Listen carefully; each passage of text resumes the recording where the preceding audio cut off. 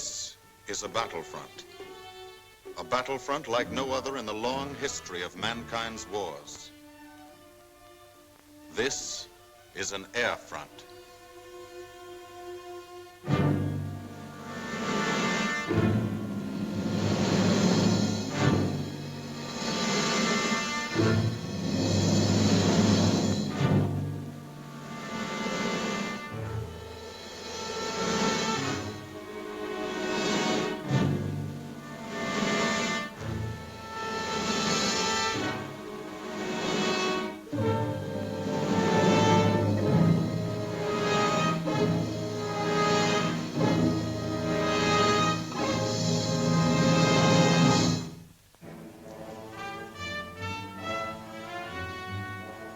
The working day begins, as it will end, with the ground crews, as much a part of the fortress as her wings. If you're a mechanic, you've got your own bomber. You get attached to it. But you know when your ship goes out on a mission, you may never see it again. So you do your work as well as it can be done, perfectly, because you wouldn't want anything to go wrong that would be your fault.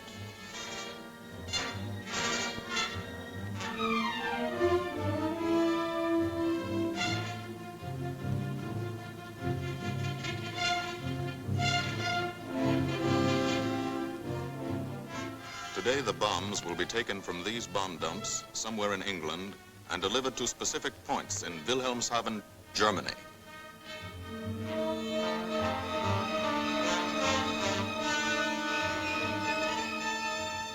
To deliver them is the job of the 8th Bomber Command, just a hauling job, yet one of the most difficult and complicated of military operations.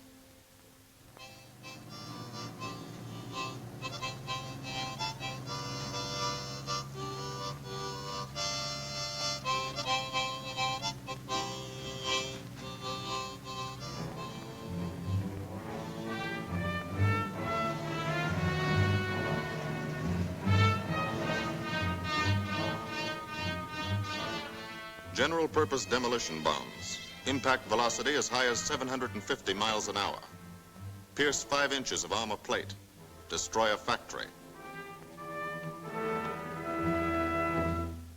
Briefing at 0800. Pilots, bombardiers, and navigators take their places. The group commander, Colonel Stanley Ray, steps up to the target map, and for the first time, you learn where you're going. Sometimes your face turns white when you find out. Sometimes the feeling you won't come back tightens your insides. Not so long ago, you were sitting like this in a college or high school classroom, not listening too hard, perhaps even a little sleepy. But you listen here. And as you listen, you don't have time to think of yourself. Fear fades. You concentrate on the mission, type of formation, assembly point, 0 hour, route to target, weather, enemy fighters, enemy flak, route back home. If forced down in enemy territory, destroy equipment. If taken prisoner, give no information. Name, rank, and serial number. That's all.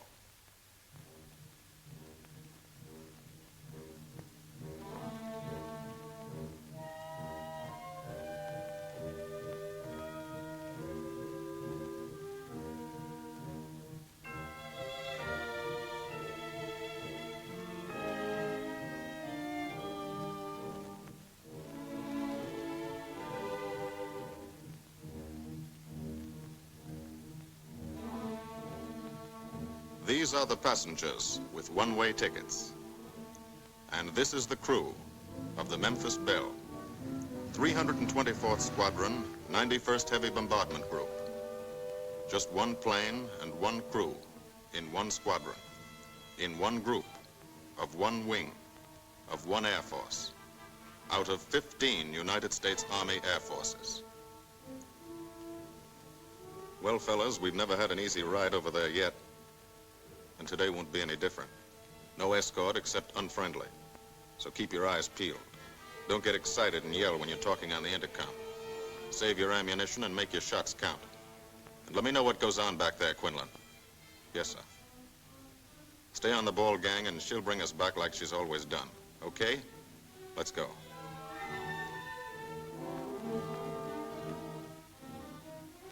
They have completed 24 missions In this, the toughest theater of air war, the big league of sky fighting, their experience is priceless. And so, if the Memphis Belle comes back this afternoon, they will be sent to bring the vital lessons they have learned to thousands of air crew men in training at home. Home is America.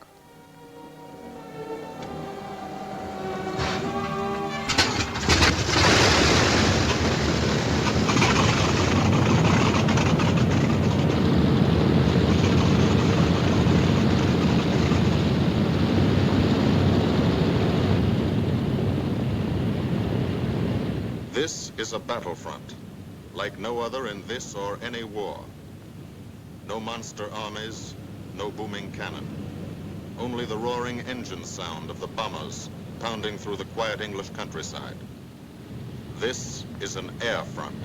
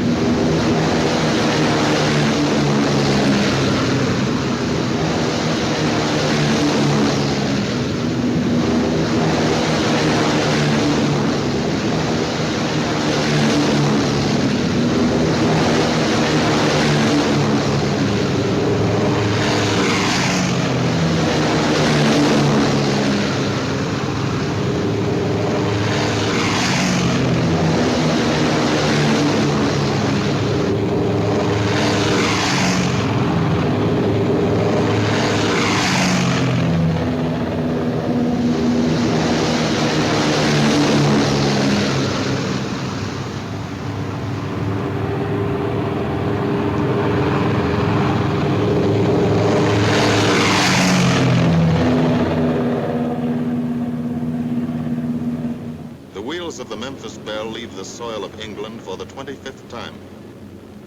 The friendly soil of England, with its ordered farms and rural hamlets, its country estates surrounded by formal gardens and well-kept parks.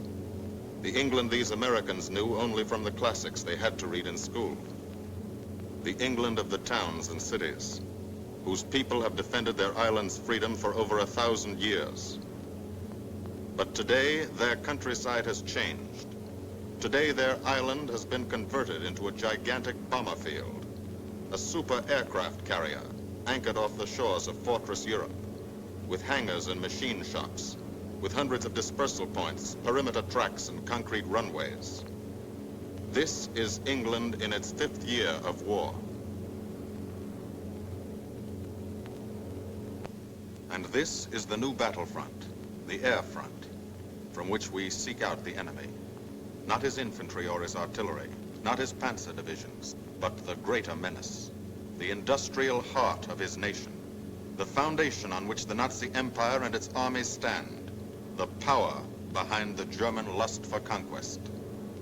The steel mills and refineries, shipyards and submarine pens, factories and munitions plants, pinpoints on the map of Europe which mean rubber, guns, ball bearings, shells, engines, planes, tanks, targets.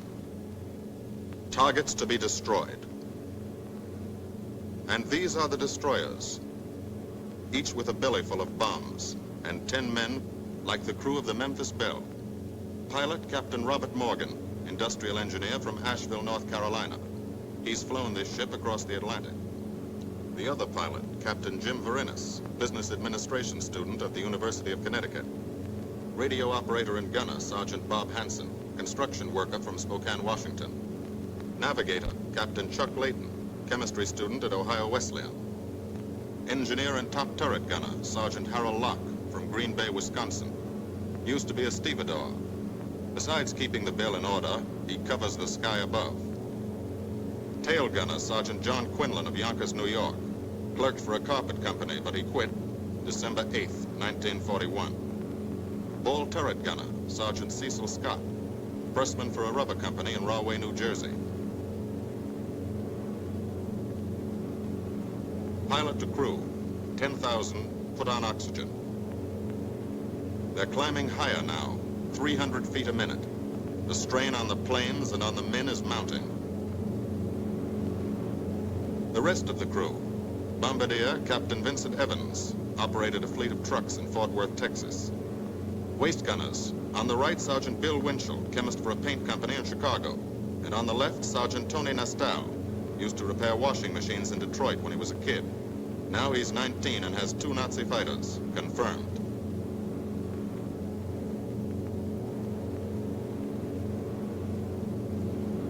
It takes all of a pilot's strength to keep a 30-ton fortress in tight formation. But the formation is the bomber's best defense against enemy fighters. The planes are deployed to uncover every gun, stepped up and down, echelon to the right and left, arranged to overcome the danger of gunners firing into friendly ships, arranged so concentrated cones of fire from the caliber 50 machine guns cover the sky for 1,000 yards in every direction.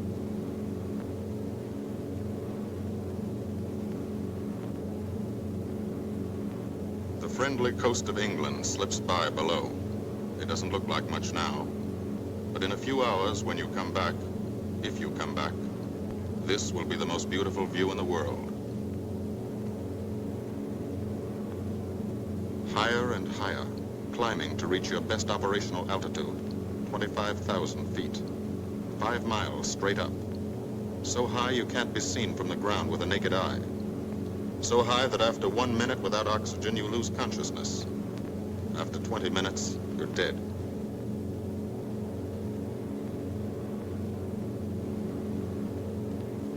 From now to the target, you go about your routine duties, plot your course, check your equipment, and wait, and think. Higher and colder. Temperature 40 degrees, below zero. Take off your glove and you lose some fingers. You look out at the strange world beyond, reflections in plexiglass, like nothing you ever saw before, outside of a dream.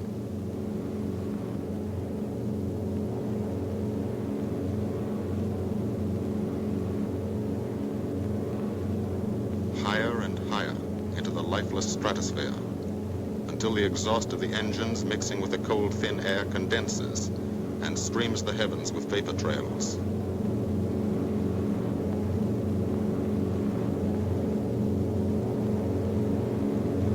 To the men in the ships, they're far from beautiful, for they point like beckoning fingers to the formation, signposts in the sky for the enemy to spot us.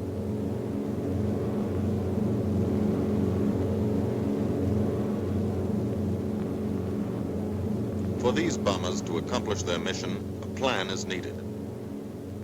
Carefully worked out, timed to the minute. The job is to bomb Wilhelmshaven effectively and economically. The enemy is strong, skillful, determined to stop us. Here are his defenses. Airdromes, well dispersed. Each plane indicates a Staffel or squadron of fighters. Heavy anti-aircraft, highly trained and accurate, all along the coast and defending his vital installations. Radar to warn him of our coming. Here is our plan to divide his defenses and weaken his opposition. At 13:30 hours, shortly after takeoff, 6 groups of planes will be heading toward the enemy coast from 6 directions. The Blue Force, 100 B-24 Liberator 4-engine bombers. The White Force, 300 B-17 Flying Fortresses. The Green Force, 300 B-17s with an escort of 6 squadrons of P-47 Thunderbolts. A force of B-26 Marauders, twin-engine medium bombers, with 6 squadrons of RAF Spitfires escorting. Almost 1,000 planes and over 8,000 men in the air. The enemy alerts all his aerodromes. But which is our main force? What are our targets? Where should the Nazi controllers send their fighters? It's our job to make them guess, and guess wrong. A half hour later, at 1400 hours, the Blue Force will be heading east across the North Sea, with the White Force following. These enemy fighters are tied down, waiting to meet them, and will not be able to attack the Green Force. These fighters must come up to attack the Green Force, and thus will be no threat to the Blue and White Forces. The B-26s and Spitfires will bomb and strafe a key rail junction, diverting these 6 Staffeln and preventing the enemy from concentrating too many fighters on the Green Force, which is scheduled to bomb an aircraft factory at Hanover. At 1430 hours, the Blue Force will threaten this entire coastal area of northwestern Germany. Which target will it be? Flensburg? The Kiel Canal? Or will it turn suddenly and bomb Hamburg, Wegesack, or Emden? Actually, it carries no bombs at all. It's a decoy and keeps the fighters from the northern area busy while the White Force, the main effort, heads for the submarine pens of Wilhelmshaven. At 1500 hours, while the White Force is over its target, only a fraction of the available German fighter strength of the area can intercept it. Because of the Blue Force diversion and the simultaneous bombing of Hanover by the Green Force. This is the plan of battle for today, drawn up by the Combined Operations Planning Committee and approved by the Commanding General. The White Force, lead group, low squadron. We've crossed the invisible line of enemy radar. The Hun is expecting us.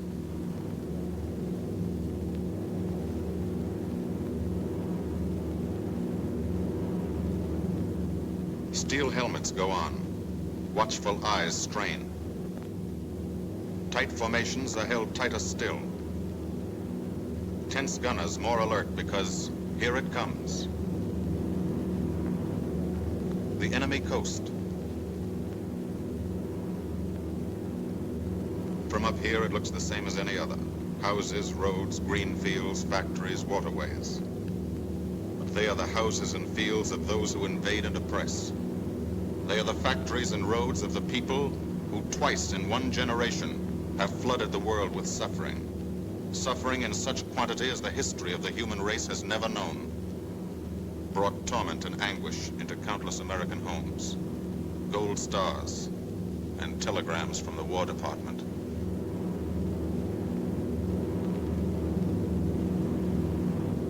The first flak, just harmless-looking, silent puffs of smoke. Only each puff is a shell exploding, throwing shrapnel around the sky. Exactly the range, accurate flak by radio prediction. 5 miles down, Nazi anti-aircraft batteries have calculated the altitude, speed, and course. Where will the next one hit? You try not to be there.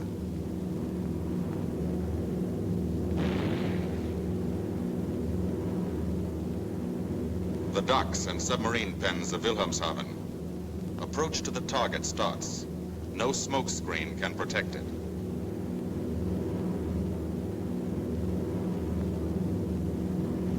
Now the enemy knows the path of your approach and walls that path with a flak barrage, but you fly right through it. Flak so thick you can get out and walk on it.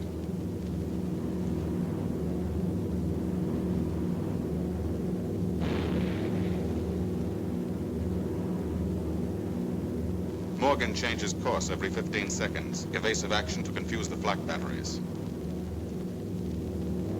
Bomb sights set for correct altitude and speed. Bomb bay doors open. The bombing run begins. Pilot to bombardier. Okay, Vin, you've got it. Now Evans flies the Memphis Belle, controlling it through the bomb sight. And now we are most vulnerable. Committed to our bombing run, we can't dodge flak or fighters. Here's the first.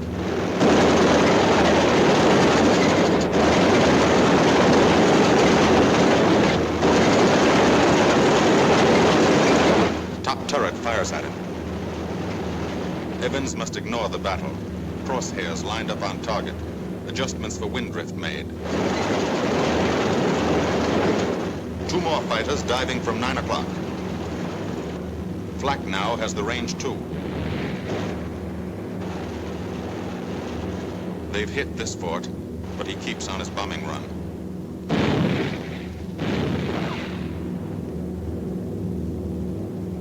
As lead bombardier, Evans's aim must be good. Every other ship in the group will drop its bombs when he drops his. Now 1 pointer on the bomb site moves toward another stationary pointer. The instant they touch, bombs will release.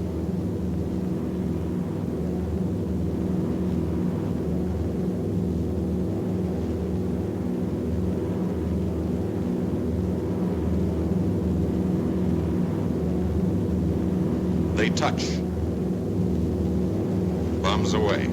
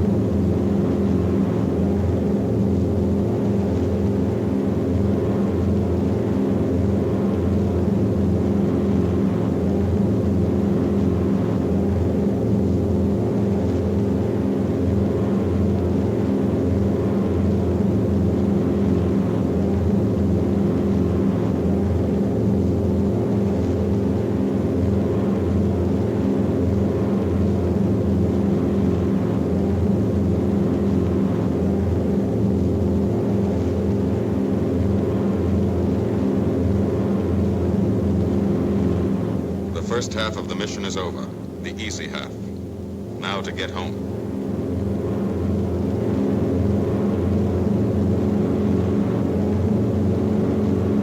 The flak stops. That means fighters out there somewhere. A staffer lurking behind that cloud, or hiding up in the sun where the glare blinds you, and you can't see them, waiting to dive down on you. Fighters at 6 o'clock. This is what a gunner sees. A speck in the sky. That's a fighter. And then a blink. That means he's firing at you. 2,300 rounds a minute.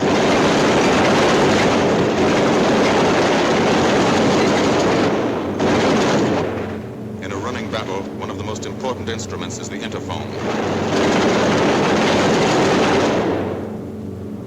There's 4 of them. 1 o'clock high. They're coming around. Watch them. 2 fighters, 6 o'clock up, coming in. Diving out, Chief. B-17 in trouble out at 2 o'clock, watching. Got an engine on fire.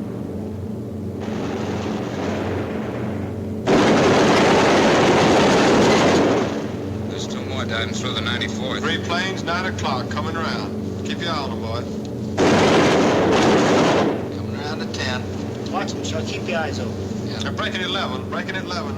I got them. 10 o'clock. I got those 2 at 2 o'clock. Watch them, Scotty. I got my sights on them. Check that B-17, Chuck. 3 o'clock. Motor smoking. Fighters 10:30 coming around. Those 10:30 upper or lower?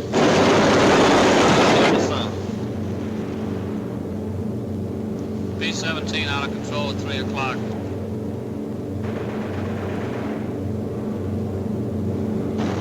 Come on, you guys, get out of that plane. Bail out. There's one. He come out of the bomb bay. Yeah, I see him. There's a tail gunner coming out. Watch out for fighters. Keep your eye on them, Bill. See any parachutes, Quinlan? 2 parachutes open. Flag at 9 o'clock. 8 men still in that B-17. Come on, Get out of there. There's 3 more chutes. Flak, 11 o'clock. Fighters, 6 o'clock. ME-109 at 3 o'clock. Keep after him, Winchell. I see him. I'm on him. Come on, use me.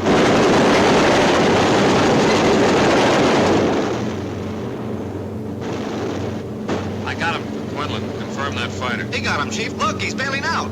Don't yell on that intercom. Fighters, 10 o'clock. Watch those 2 at 12, Van. They're coming in. They're coming in, Scotty. Get that ball turret on him. Save the ammunition as much as possible.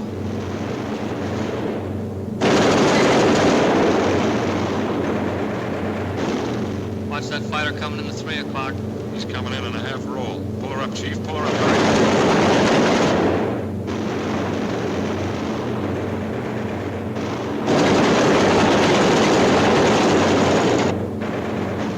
This fortress is hurt.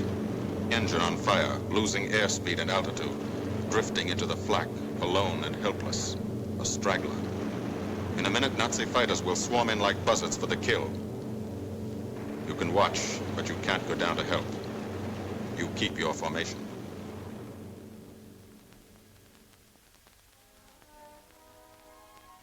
Here, too, the mission is being flown. None the less real for being in the minds and hearts of these men behind. Ask anybody who's been to a field in England, or anywhere else our bombers are based, and he'll tell you that there's drama here, too. Waiting to see who's coming back.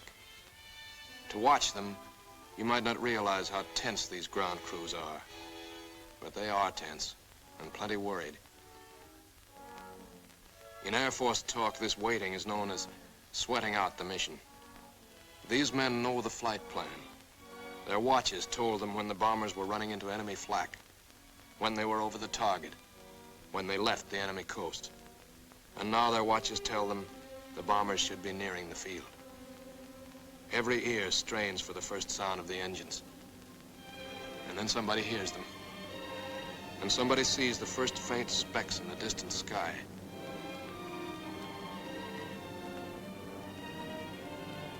Every face turns to see and count. The watchers try to read the numbers on the ships. These planes have priority to land first. The colored flares mean wounded aboard. In the hospital window, these watching men know what that means. They know what it feels like to lie on a bouncing fortress floor for hundreds of miles through the frozen stratosphere in great pain, with the other men in your crew fighting to keep you alive until they hit the field. The field. Home. It'll be okay then, because there'll be medical care. The best, as soon as the wheels of your plane stop rolling.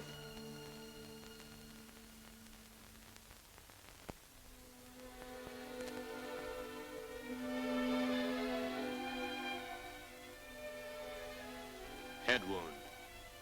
Concussion. 20mm cannon shell exploded in his radio compartment. Shock. Internal injuries. He'll be all right, though. Flak burst scattered flying shrapnel. He's full of steel splinters. This pilot's leg is not a pretty sight. Neither are the docks at Wilhelmshaven. These men will all get the Purple Heart. And this man, too, posthumously.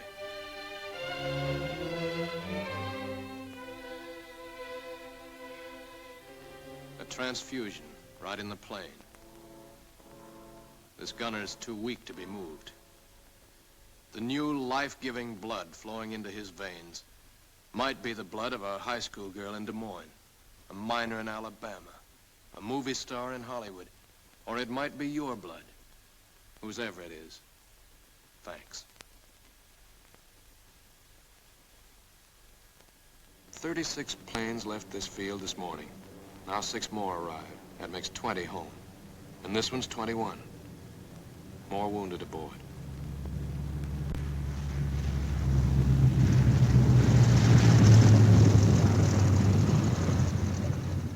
"22, coming in with his left inboard engine dead.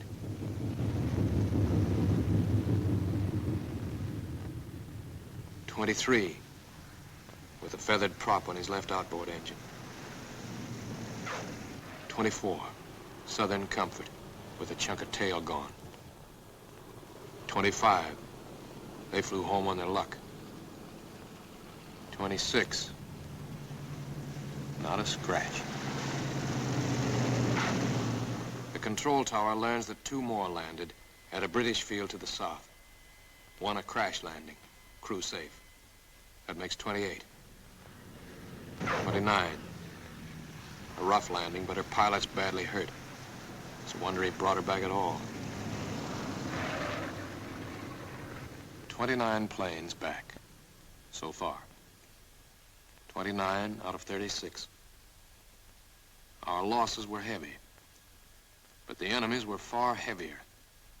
We destroyed a German aircraft factory, a rail junction, submarine pens, docks, and harbor installations. That's specific, known damage. But who can tell the number of German torpedoes that will not be fired, the number of our convoys that will get through now, the soldiers and seamen's lives that will be saved, or the battles that will be won instead of lost because of what these bombers and airmen did today.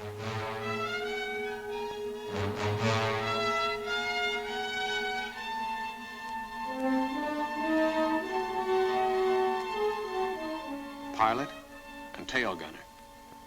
They can laugh now. Fire on the inboard engine did this. Flames streaked back and burned the stabilizer, too. Another crew luck brought back.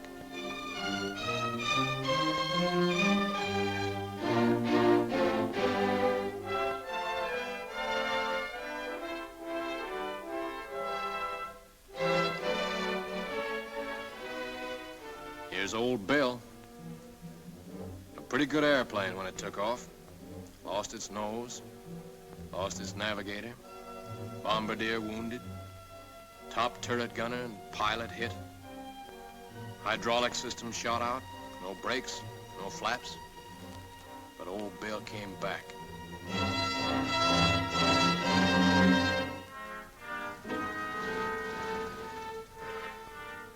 Now, among the returned crew members, talk flows like a river, talking out every detail of the mission.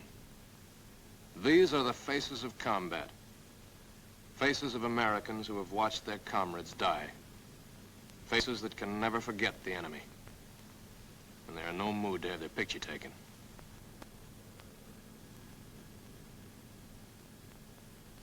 In the control tower, Colonel Ray, the group CO, is still watching and waiting. And then he spots the last flight. 3 more planes. And one of them is the ship everyone has been pulling for. The Memphis Belle. The last few miles of this trip have been a joyride. The strain is over. They can leave their guns now. Now they know they're going to go home. To Spokane, Green Bay, Asheville, Detroit, Chicago, Fort Worth, and Yonkers.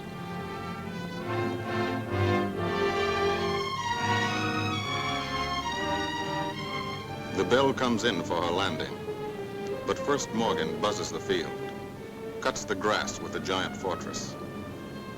It's against the rules, but this is a special occasion.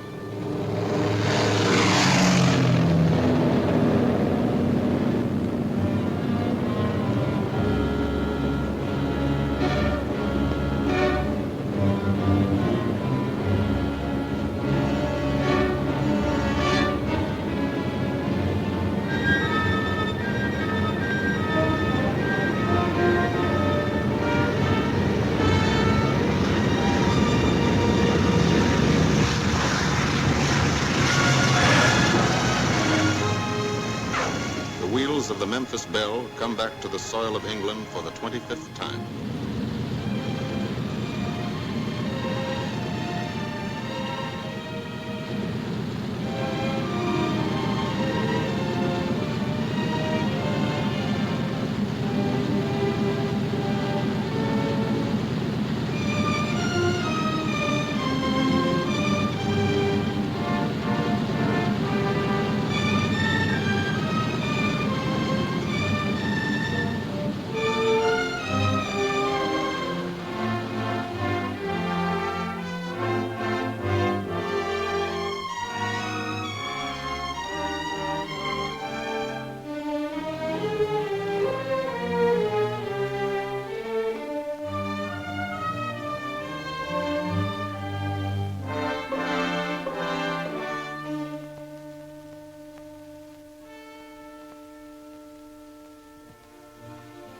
This is a day they will never forget.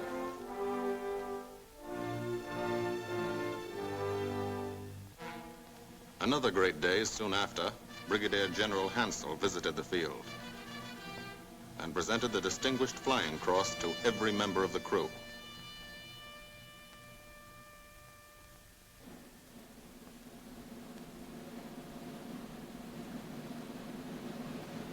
And then there was another day.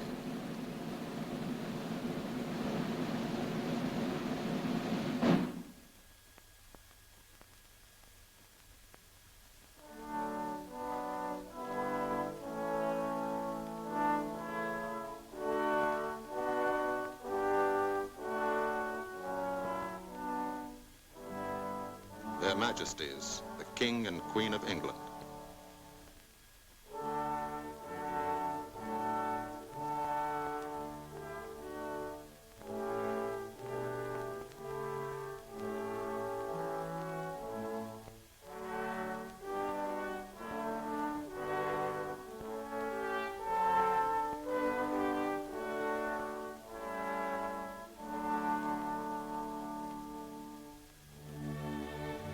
Johnny Quinlan never thought anything like this would happen to him when he left Yonkers.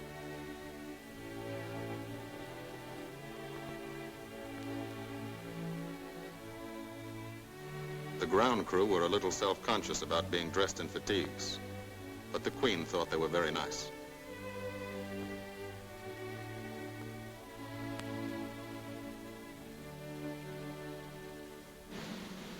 Finally, two more visitors came. General Acre, commanding the 8th Air Force, and General Devers, U.S. commander of the European Theater. The Belle crew received them in flying clothes, as General Acre read the order for what he called their 26th and most important mission. Return to America to train new crews and to tell the people what we're doing here. To thank them for their help and support and tell them to keep it up so we can keep it up.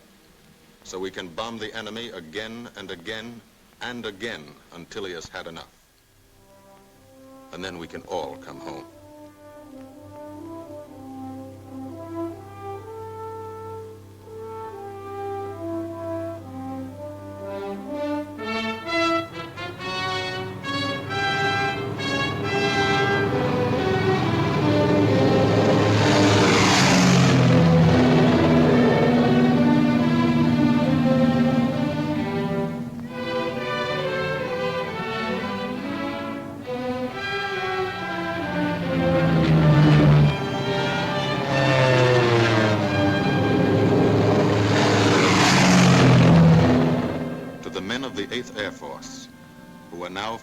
Deep into Germany, bringing destruction to targets almost 1,000 miles from their bases.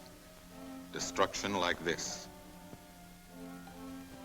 And who have never once been turned back by the enemy. To those men, this film is gratefully dedicated.